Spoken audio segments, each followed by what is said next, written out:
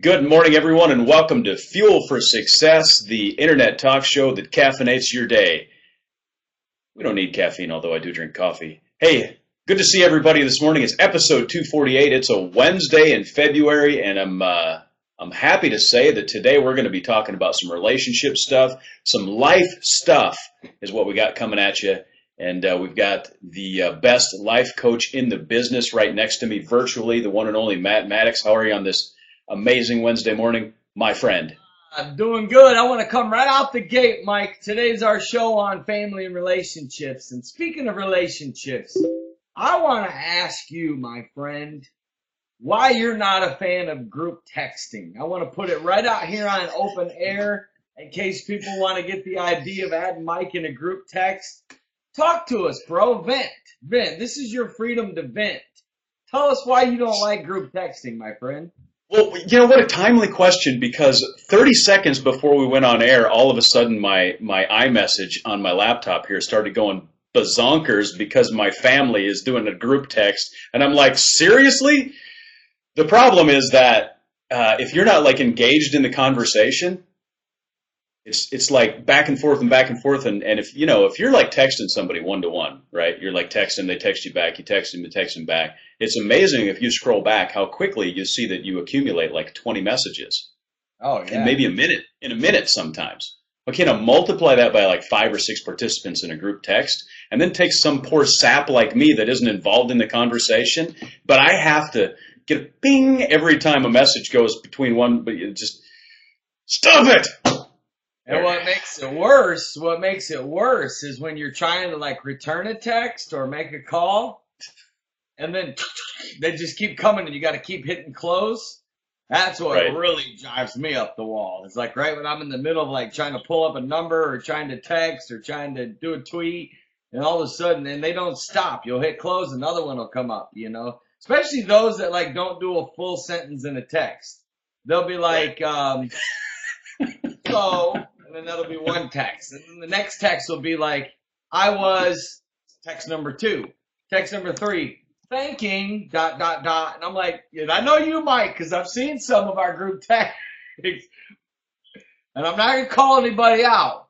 But there's people within our system who have a habit of doing that. I might have done it a few times, but I'm with you, Mike. Anyway, so just a little opener of the relationship show, because I understand that group texting is part of relationships. It is. The good news is on the new versions of iOS, you can opt out of the notifications. There's a little, if you go to details and you scroll down, there's a little do not disturb option. So you can click on that, and then you'll go back to the group text 20 minutes later, and there'll be 105 updates, and you're like, see why it's so annoying? See? Yeah, I'm with you, my friend. Well, today's a good day. In spite of your irritation with group texting, today's a good day, my friend. I see sun coming through your office there. We got a sunny day here in Florida, and looking forward to our favorite show, one of our favorite shows, Family and Relationships. Family and relationship doesn't just mean dating or marriage or engagement. We're talking about relationship spectrum of like people, grandparents, in-laws, Sure, cousins, friends, ex-friends, enemies, you name it. Anybody that you have a relationship with, parents, kids, your own parents. It's really bad, Mike, when you have to raise your parents in life, isn't it? That's what's real. That should be a show right there. Yeah, Give advice to those who are more mature than their own parents. Yeah, I can't really imagine. I can't relate to that because my parents are solid, amazing people. But I have friends, and I've seen that happen, and I'm like, I can't even imagine what it's like to cope with that. Speaking of my parents, actually, the context of the group text is pretty funny because my sister's thinking about setting up a Facebook profile for my dad, which is pretty interesting. That would be funny. Anyway.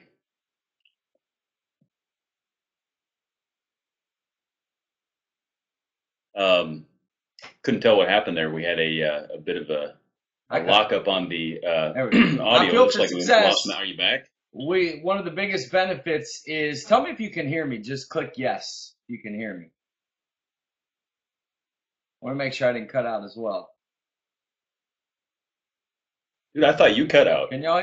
I lost you. Oh, they can hear me now. Anyway, Mike, what were you about to say I don't know. before you cut out on us?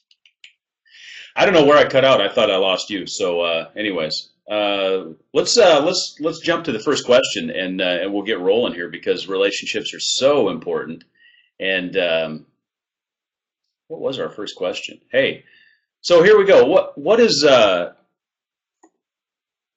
best way to give a sincere apology to someone that you hurt? Now, this is an important question because you know what? Stuff happens. Conflict. What are you laughing at?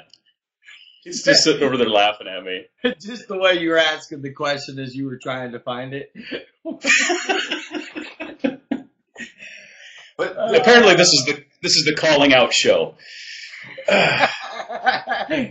Anyways, yeah, Mike, it is important. You're right. Stuff happens, conflict happens, misunderstanding happens. You just can't have relationships without pain, without hurt, without, the possibility of doing something to really disappoint somebody. And so, in my opinion, for a relationship to be healthy, they have to have the ability to give and receive apologies. I really believe that both are necessary in a healthy relationship, Mike. One thing that we both will push on Fuel for Success in our relationship show is that we believe in healthy relationships. Like, we don't believe in grudges. We don't believe in, we don't believe in drama. We don't believe in, holding things forever. Like, I really, truly believe in the language of an apology. In fact, I read a book one time that I thought was really good. It's back here somewhere. It's called The Language of an Apology. I learned a lot from it. I've always, been disappointed by people that tried to apologize but didn't have enough. They couldn't move their ego out of the way enough to really just come out and say, look, I was wrong. I'm very sorry. And I'm humbly asking you to forgive me. Like, to me, Mike, those words spoken with sincerity can go a long ways. And people that can admit that they're wrong is step one. Like, step one has to be the elimination of ego to get to the place where you can admit that you are wrong. And then number two would be to also say, I'm sorry. Like, say it. Say, and then, Mike, you know what I believe is bad is saying things like, well, I'm sorry you feel that way, Mike. If Mike says to me, Matt, that really frustrated me.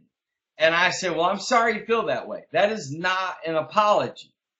An apology is, I'm sorry. You can't say, I'm sorry you feel that way, or I'm sorry if you felt that See, Mike, a lot of people do that. That's rooted in pride and ego. You say, well, I'm sorry if you felt that I, took advantage of you. No, if he's expressing that I took advantage of him and that's what hurt him, I'm not, and that's his real truth, that's his real feelings, even if it's a misunderstanding, even if he didn't perceive it right, if I want to save the relationship, I'm wise to say I'm sorry that I took advantage of you because that was not my intentions. Now, that's as far as it would need to go, in my opinion, and you can even ask. Now, Mike, I'm not going to justify my actions or behavior. I want to know, do you want an explanation? Most people don't. Most people don't unless you really like blew it. Then they might be like, yeah, this is not you. I would like an explanation. Obviously we could talk about this the whole show because this is a deep subject. But I feel like at least these few things, Mike, will help people get started in, taking responsibility, staying humble, and really listening. And let me tell you what destroys an apology is justifying or making excuses. That literally destroys apologies. Sometimes you got to give reasons. Sometimes you have to explain your side. That's what communication is all about. In healthy relationships, you can do that. But also understand there's a time to do that. When a person is angry or really hurt, it's probably not the time to give an explanation. Yeah, your take. That's good. I agree, and in a lot of cases, the depth of the relationship sort of gives you a guide for how deep the apology needs to be, as far as detail and so forth. And when I say that, I mean that in some cases, what you'll want to do when you apologize, and I found this helpful, is to use language to verbalize, the other person's perspective, and even verbalize your understanding of what you did wrong. Like, hey, look, I'm sorry that I said that about you. I can understand why you were frustrated because I said those things, and I was wrong, and I'm sorry. Those sort of things, in some cases, can really be helpful because rather than just, hey, I'm sorry, right? It's like, do you really understand? Do you really know what I'm going through? Do you really understand how I feel? And you don't necessarily know what the other person feels, but trying to verbalize. And the other thing is that helps you really understand when you verbalize it. You sort of put yourself in the other person's place and you verbalize it, and you're like, that helps cement it in your mind in a way that next time, you learn from it. Put it that way. Absolutely. Good words, Michael. My relationship 90. That's funny.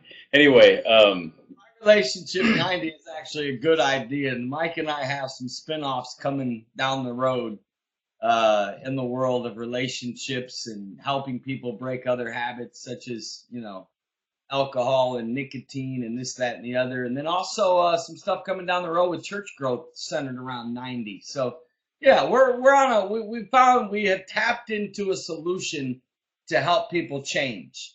So yeah, absolutely, Lance. We're going to take how Mike broke his smoking habits. We're going to break it down into a 90-day process that we believe we can help anybody stop smoking and stop drinking or stop bad addictions in 90 days. So yeah, that's good right there, Carol. It should be done in a timely manner so bitterness does not build up. Yeah, it should. And that absolutely should. The well, give us the ones, Lance. Spit them out, man. Throw out some ideas while we're Lance is worried about me being on the left side of the screen. Great. Hey, just since we're talking about, there you go, Lance. The funny thing about the inside smoking joke is that, of course, I did smoke like 20 years ago, but it was easy for me to quit, so it wasn't hard at all. I just put them away. Funnest inside Fuel for Success joke. I'd love to find all the clips where we've ribbed Mike for smoking and have like a running video of just every little clip of. Yeah. We actually had a lady in my church who's like, I didn't know Mike smoked. I don't. That's funny. So yeah, that's good. Anybody have any other questions about the apology? Because some of you have said some good stuff, and at the end of the day, guys, just always remember this: the goal is more important than the role. Sometimes saving a relationship is more important than losing your pride. Losing your pride is worth saving a relationship. You know what I'm saying? Like, just last week, I did something where I was wrong. I was straight up wrong. It had something to do with Caleb, and it hurt my pride to admit it. It really did. But I had to sit there for a minute. And Mike, most people don't pause. Most people are very reactionary. If you would learn to pause and really take some deep breaths, and I've practiced taking 10 deep breaths in every situation where, you could make quick reactions. It's been good for me because I'm a quick person and I'm quick to so even in returning text or emails that require confrontation, which obviously we don't ever advise that. A lot of times Abraham Lincoln would write a nasty response or write his raw truths and then just throw away the letter, which is wise. Many of you should text and then delete. Email and then delete, and never send it. Because sometimes just getting it out is good. But anyways, I had to look at Caleb and say, look, I'm 100% in the wrong. I mean, 100%. And I want to ask you to forgive me, and that does a lot for our kids when they hear us do that. And it would definitely do a lot to our spouses for you to look at them and say, I'm 100% wrong and I'm asking for your forgiveness. I am all the way wrong. That would really bring a lot of healing in a lot of situations. Hey, here's a great follow-up question from Tommy from the other side of the fence. What do you do when someone gives you a seriously lame apology? I poke them in the eye. Look at them and you say, are you kidding? Is that really the apology you're going to give me after what I just shared with you? No, Tommy, honestly, buddy, this is the tragedy of life. You can't control people, obviously, and this is why there's certain friends and family that are just not healthy people for you to have in your inner circle because of these reasons. And you got to just, Tommy, sometimes I've never gotten apologies where I felt like I deserved apologies. And that's just something you have to accept. When they give a lame one, it depends on how close you are. Like if Mike gave me a lame apology, I have no problem saying, Mike, I felt that was a little lame. Because we have that kind of connection and friendship and relationship where we tell each other our truths. And hopefully you should have that in all of you. Hopefully you can say to your wife, I wouldn't use the word lame. I would say I didn't feel that was your best apology. If I'm grading you, I'm giving you maybe a 55%. Which be careful with grading too, but I'm a very grading type person because that's how my mind is wired. Like, hey, how is that on a scale of 1 to 10? Because that tells me everything. You know what I mean? Like literally. I mean, if somebody was honest about a scale of 1 to 10, I would know. I would know if anything below an 8 is just, it's not good. So anyways, what would you do, Mike, if someone gave you a lame apology, my friend? I would actually give them the link to this show. So, good answer. Let me jump to the next question because we got a ton of questions. And we're down to like 14 minutes. All right, let's get focused. Let's do it. I'll keep my answers brief. I'll keep my answers brief. I'll try. Let's see how many we can answer today for our relationship people. So if you deal with someone who's closed up, like they have a sort of a closed personality, emotionally closed up, how do you become closer to that person? I've dealt with a lot of people that were closed up, Mike, a ton of people. So I have had some experience here. And that is, there's no other way to do it than just patience and consistency. And a lot of people that are closed up, believe it or not, they don't want you to quit trying. See, a lot of us quit trying because we're like, they're so closed, I can't reach them, I can't get to them. But remember, those that deserve love the least sometimes need it the most. Sometimes people that are closed up have been really hurt, so they're closed up for a reason. Like, I've dated people that would not open up and share their feelings because they were so hurt in the past, which leads me to really believe that you should always heal from past relationships before you think about getting in another one, just because it'll really help you. But that's a whole nother subject. But yeah, Mike, I mean, be consistent and be patient. And try, the worst thing you can do with someone that's closed up is get angry about them being closed up because that's going to close them up more. So being angry is not going to cause them to open up. Sometimes being patient and consistent and waiting for the right time. And then when they do open up a little, make sure you take, let's say someone is starting to share their feelings. Whatever you do, there's only one way you can keep that door open, and that's to listen. If you try to give advice and you try to give a speech and you try to rip into them, well, it's about time you opened up. You can't do that kind of stuff with people that are closed, in my opinion. I agree. Oh, I like that. Brick by brick. I actually That's good, Stace. Don't want to talk about it. I was just kidding. It's like, I'm not going to open up and share my feelings on this show. Don't ask me again. Ask me again. I'm going to be closed off on a talk show. Anyway, so that's good stuff. And I like what you say. You really have to be, when a person does begin to open up, you need to be extremely cognizant of the fact that you've had a breakthrough, and you need to be very focused on being very focused on what they're saying and their feelings and those sort of things, and almost, I wouldn't say overreact, but be very careful that you react properly. Let me put it that way. Right. Because that's the way to open the door a little bit more. It's a process. Almost said like training a dog. It is, but I don't really want to use that analogy. Especially if you're married. Mike, you know what? That's good stuff you said. I just want to know, is this a friend of yours? I'm not aware who this person is in the audience. Pacey, I see her writing. Do you by chance know her? I just, You know what? Pacey was with us. Good apologies. Thank you, Pacey. That makes me feel good. Yeah. And Pacey was here actually yesterday. We had a little mishap with the fire trucks and all that going on, and I don't think she was able to join later. But so it's good to see her again. Absolutely. And Britain. Yeah, good to see y'all. Stacey, Britton, good to see them. They're both, all three, so busy. Britton's a full-time college student, a full-time mom, works a full-time job, basically sleeps maybe 2 hours a day, probably. Yeah, we missed you, Pacey. We missed you. What's the next question, Mike? We were talking about. Well, really, a little bit of a segue from. Oh, I did it. I said segue. A little bit of a. I've been keeping count. Where's my little checklist thing here? I'm gonna do. We're gonna like snap cash each other. If I say segue, I'm gonna snap cash you $1. Hey, what do I say? What do I do? What do you get? How do you get literally? Literally. Every time you say literally, I get $1. I'm gonna be rich, baby. This is literally the best talk show there is.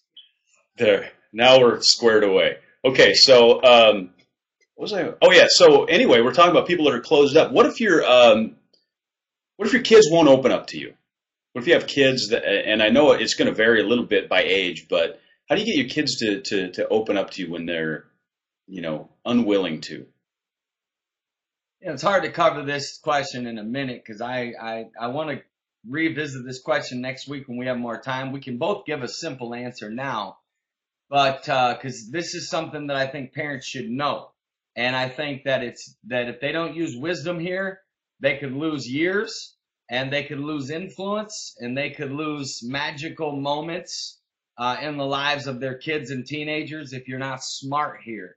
So how do you get a kid to open up? Again, Mike, is creating safe environments for there to be candor. And, I was talking to somebody last night and I was like, hey, give me your truth. Like, tell me your truth. Like, I really believe that we ought to be able to be free to express our real opinions. I'll give you an example. I've talked to a lot of teenagers who are struggling in our faith, who are struggling with certain, that have questions. And when they start opening up and sharing that with me, the worst thing you can do is start giving them a sermon or lecturing or, starting to the best thing to do is keep asking more questions or even validating, not that you agree with what they're saying, but you're validating by saying, I can see why you feel that way. Let me ask you this. And keep asking questions. When someone starts to open up, you got to keep asking questions. That's the way to continue to get them to open up is by listening. And by, a lot of times parents, because, especially me, Mike, I got to be honest. I live in coaching mode, literally. And sometimes my son, sometimes he'll say, Dad, stop coaching. You know what I'm saying? Because I'm always he's like, God, do you know what it's like to live with a life coach? He's like, because I'm always like, so why do you feel that way? Have you ever thought about Mike, I just think that when a kid starts to, how do you get them to open up is you gotta get them out of their normal environment. Take them for a walk, take them for a 2-day trip, take them on a hike, take them on a boat and, take them out to eat even. Just don't do it in passing, look for the right time, do it when maybe get them talking about something totally, irrelevant about what you want them to talk about, but something that is serious. You can say, hey, I saw something on the news. What are your thoughts about this? Get them talking, get them sharing their opinion, and then slide in what you want them to open up about. Many times I'll do that with Caleb and it works. What about you? Hey, I like what Stacey says about using humor. I don't do her exact tactic, but I use humor a lot because humor can be very disarming. And understand that listen, humor can also be extremely dangerous, okay? Because a lot of times, especially in today's society, we have a tendency towards a lot of sarcasm and a lot of hurtful humor. And, a lot of relationships have been destroyed because people are so intent on being funny. But using humor effectively can be disarming. So I think that's a great tactic. And really, as you said, Matt, the biggest key really is to listen, not judge them for what they're saying, and create that open and safe environment. And you What you can't do is you can't like force or bully your kids to open up. It's not going to work. You can't just say, hey, look, you need to talk to me about this. Well, they're not going to talk to you about it, or they're going to make something up, right? Because that's going to close them off, and they're going to protect their own feelings. So you want to create that opportunity for them to open up, and then really respect what they say, right? Even if you don't agree, you can still respect what they say. And I think for me, the key word, the thing that I go to is respect. That's good, Mike. That's good. And it is true. Like as a parent, your kids are going to have different views than you. And you'll want to show that respect because you've trained them to think for themselves.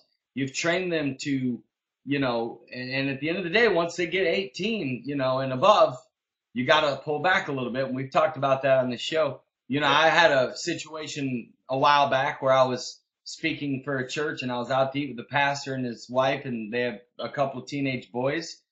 And one of them was about 19 years old, and he asked me a question. And I could tell by the way he was asking the question that he was reaching out. And I think it's important to be sensitive to know when our kids are reaching out for help, and to know, and that takes you learning to really be in tune. Too many parents live so scattered they don't capture when their kids are reaching out for help. Yeah. And a lot of times our kids are reaching out, we don't even realize it because they're not going to come out and say, hey, Dad, Mom, this is what I'm struggling with. A lot of times they leak stuff, and I'm saying most parents miss what kids are leaking, because they're not really in tune to there's a message, there's what's being said, and there's what's not being said. You know what I mean? There's a lot of stuff that's not being said, or there's a lot of stuff that's being said without them saying it. You know what I'm saying? That's a whole nother subject. Hope that made sense. Yeah. Mike's like, yeah, okay. Next question is, moving on. Hey, great comments from the folks with us here today. You're exactly right. I just lost it. Thanks for the book recommendation, Pacey. And I think a lot of people deal with this with their kids, and it's extremely important. It's one of the most important things you can understand and spend energy. And you know what? It takes energy to do these things, right? It doesn't just happen on its own. You have to purpose to do it. You have to take the time to do it. You have to expend energy to do it. But that's the case with every relationship. You can't just expect it to happen, right? You don't build a business that way. You don't build a relationship that way. Now I would throw this out there too. If a kid starts to open up to you about, say, another parent, depends on their tone of voice, and there's a fine line. But a lot of times, Mike, the worst thing you can do in that moment is to add in your own frustration. Like in a divorce situation. There's times that my son might be airing out of frustration. The worst thing I could do is be like, yeah, you wouldn't believe what I deal with. You know what I'm saying? You got to just listen. Yeah. And really because they're opening up, but that's a whole nother subject as well. So anyways, we've got about 5 minutes, Mike. Let's see what we can get to, my friend. Okay. Real quickly, I don't know if people caught what you said about asking your kids. I make a point of almost every day finding a topic that I'm going to ask my daughter about on the drive to school. And say, hey, what do you think about this recent event, something that happens, maybe, controversy that's on social media, for example, and just say, hey, what do you think about this? And then allow her to tell me what she thinks about it. And not so that I can make a point, but just literally so I can give her that time to open up. That's really good. I like that, Mike. Next question, Mike, and what? Go ahead. That's okay that you interrupt me. I'm going to forgive you right now. It's totally okay. I'm sorry that I interrupted you, Matt. I can understand why you would be frustrated with me interrupting you all the time like that, and I apologize. Yeah, I appreciate that. See, now that's a real apology right there. No, I just was gonna throw in one thing, Mike, because I like that you take your daughter to school. You got amazing opportunities to bond, and I had the same thing prior to my son homeschooling. But now I just lost my train of thought, but it was good. I promise y'all it was a good one. I can tell you that. It was going to be a very, something you would have written down and maybe framed. It was that good, but it'll come back to me. If it comes back, just jump right in over the top of me and just talk. Just go with it. Oh, thank you, Mary. Very kind of you. Mary, you're an awesome parent. You got amazing kids. You can tell how good a parent is by how good their kids are, especially like younger kids. Yeah. Man, I got a lot to say about younger kids, folks. Hey, do you have any dating advice for parents? For single parents, is that what I'm assuming? Or are you talking about like What? how a parent should handle dating with their kids? I don't know. I'm I'm just assuming reading the the question question. was, if you're here, could you clarify? I'm assuming they're asking like, do I have any advice for single parents? Or I don't know if they're asking for advice for parents whose kids date. I guess I'll just give a 20, 30-second quick answer. My best advice for parents, single parents, your dating changes drastically. In fact, I'm sad to tell you, not sad. Reality. The reality is you can't date like everyone else. Your choices, there's people you could have dated when you were single without kids that you could never date right now because they would not be a fit for your kids. So like the rules for you change, and you know what I'm going to do? I'm going to table this, Mike. We're going to get to this next week because it is a deeper subject to go into. I do have some things to say. We've covered a little bit on the show before, Yeah. but we'll cover a little bit more in depth maybe to help some people. And then if you have look, man, if you're a parent and your kids are dating, you need to be very involved in that. I'm not of the opinion that the kids, rule the parents. I believe that you, at the end of the day, your teenagers, as long as they live in your house, and I don't say you say that I don't like parents that say that in a dictator way. I think there's a way to say truth. I hate it when people are, well, as long as you live in this house, this is how it's going to be. I get the firmness of that, and I get sometimes you have to say it sternly, but most of the times not.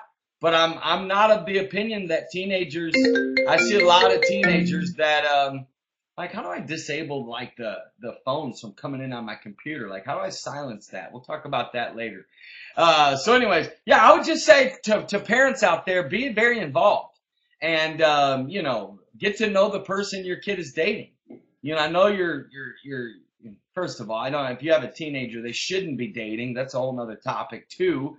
But, so that's my take, Mike. That's my little 30 seconds that turned into 2 minutes. You want to throw in anything on any of that? Just if you have a teenage daughter, you should have a gun. Even if you never shoot the gun, it's great to be cleaning it when boys come over. What are some? Yeah. Let's. We're like 2.5 minutes over, but real quick, I'm gonna give you 60 seconds. Give me 3 major relationship lessons that you've learned. And we're 60 seconds over on our show, you're saying? Our show. You mean the show that you and I run, right? Our talk show. That's what I'm saying. Relationship lesson number 1, quick, is, Mike, if I could do anything over in life right now, knowing what I know, I would not deal with any relationship problem in writing at all, period. No matter what. I would not ever express my feelings of hurt or disappointment or question or pain or anything in an email or a text. That's number 1. Number 2, I would not get into any relationship as far as dating, courtship, unless I was 100% emotionally healthy and stable. Number 3 is the biggest relationship lesson I've learned is my gut feeling has always been 100% right. And when I got in relationship troubles was when I ignored the intuition and the gut feeling. And then at the end of the day, Mike, I've also learned not to. I've learned a lot about communication and conflict and not allowing things to like linger on. I've made some mistakes there, not like. I mean, there's a lot. Like you said, Mike, most of these questions, you and I could take 30 minutes per question. Yeah, it's true. So, anyone stick out to you, Mike? If I could say one thing about relationships, it's that err on the side of mercy. That's basically it. I mean, if you're going to have a friendship or a relationship with somebody, expect the best out of them, and make them prove you wrong. In other words, just assume that what they did wasn't intended to be harmful, wasn't intended to be hurtful, those sort of things. You'll avoid a lot of issues and conflict. In other words, tend towards the side of mercy. That's good. That's very good. And then that would be my quick relationship deals. But Mike, we could talk a lot about that. But you know what the good news is, Mike? You and I have a talk show about family and relationships every Wednesday for the rest of this year. It's true. So we'll close it for now. And if we did not get to any of your questions that you send in, and please do continue to send in. We get good questions coming in. And I want to echo what Mike said. Wow, the comments over here today were just off the charts. Awesome, inspired me. And that's what we love about our talk show is the live viewers, the Q&A, the interaction. It's community. And of course, guys, always remember this, that you can watch any one of our previous 248 episodes on fuelforsuccess.tv. In fact, they're all categorized. So all you got to do is click. If you want to watch all of our talk shows on relationships only, all you got to do is click the relationship tab on fuelforsuccess.tv. Same thing with health. Same thing with business. There's so much content and coaching and motivation. This is here for you. This is our give back to the world. Go to iTunes and download these on your phones and your iPods and whatever you have. And then listen, if these shows help you and they believe they can be a benefit to people you know, literally serve others, my friends. Give back. Be a giver.